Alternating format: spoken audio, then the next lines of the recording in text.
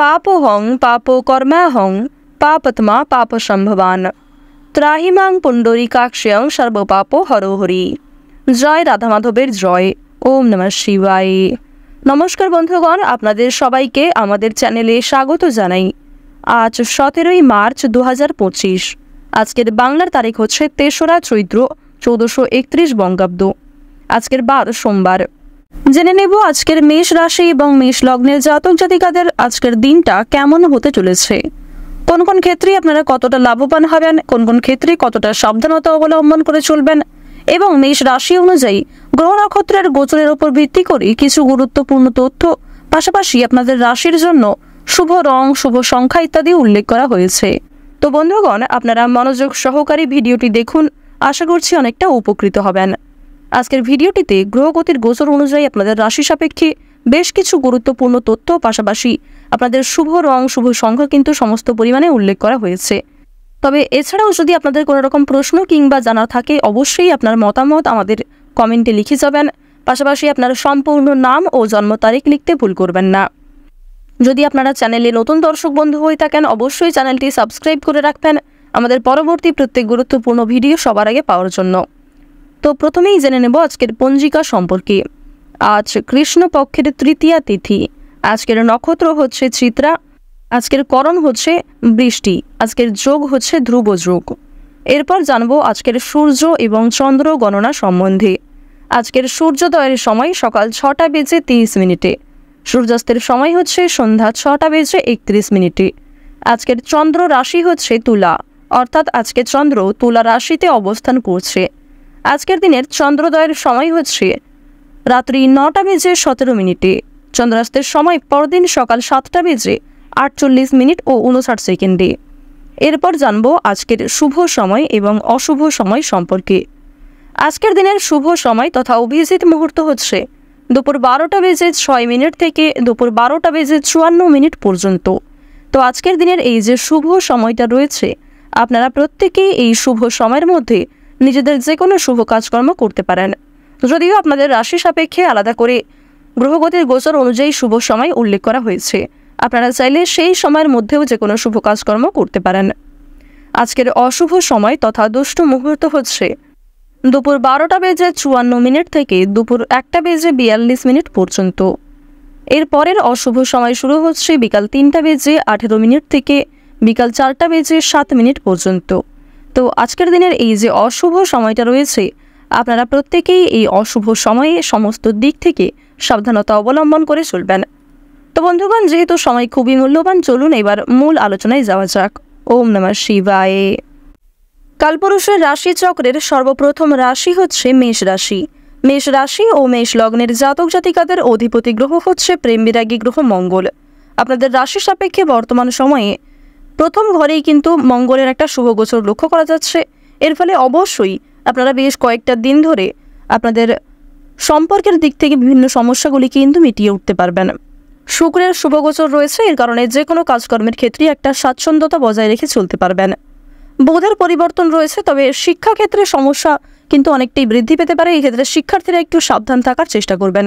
জীবনে অনেক রকম উত্থান পতন কিন্তু দেখা দিতে পারে।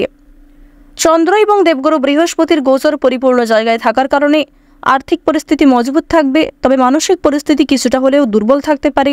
সামান্য কাজকর্ম করতে গিয়ে আপনারা ভেঙে পড়তে পারেন। তবে অবশ্যই শুক্র কিন্তু সেই জায়গাটা পূরণ করার চেষ্টা করবে। আপনাদের রাশি সাপেক্ষে দেখা যাচ্ছে যে রাহু কেতু যথেষ্ট পরিমাণে পরিপূর্ণ জায়গায় রয়েছে, এর কারণে স্বাস্থ্যের ক্ষেত্রে খুব একটা সমস্যা থাকছে না। প্রথমেই আপনাদের জানিয়ে রাখি, আজকের দিনে কোনো ভয় আপনাকে হতবুদ্ধি করে ফেলতে পারে। বিশেষ করে পূর্বে করা কোনো ভুল কাজের জন্য এক প্রকার সংশয় আপনাদের মনে কাজ করবে এবং সেই বিষয়ে অতিরিক্ত চিন্তা ভাবনা করতে গিয়ে কিন্তু কোনো বড় কাজে ব্যাঘাত ঘটতে পারে। অবশ্যই প্রথম থেকে আপনারা একটু সাবধানতা অবলম্বন করে চলুন। আবেগের বশে কাজকর্ম করতে গেলে আজকে খুব বড় বিপদ ঘটে যেতে পারে, কিংবা হঠকারিতা করতে গেলেও কিন্তু সমস্যা বাড়তে পারে। বাড়তি কথা অশান্তি বাড়াবে, তাই পরিবেশ পরিস্থিতি বুঝে কথাবার্তা বলুন এবং পরিবেশ পরিস্থিতি বুঝে কাজকর্ম করুন। অযথা অতিরিক্ত কথা আপনার বিপদের কারণ হতে পারে। প্রতিবেশীদের সঙ্গে অযথা বিবাদে যাবেন না, কারণ আজকে দুপুরের পরে পাড়া প্রতিবেশী কিংবা আপনার কাছের কোনো বন্ধু বান্ধবদের সঙ্গে সামান্য বিষয়ে অনেক বড় কোনো অশান্তির সৃষ্টি হতে পারে। যারা সঙ্গীত শিল্পী রয়েছেন তাদের জন্য আজকের সময়টা অত্যন্ত শুভ একটি দিন হতে চলেছে। আপনাদের জন্য আজকে কিছু ভালো সুযোগ আসতে পারে। আজকের দিনে বিশেষ করে সন্ধ্যার সময়ে আপনারা বন্ধু বান্ধবদের সঙ্গে যথেষ্ট সময় অতিবাহিত করবেন।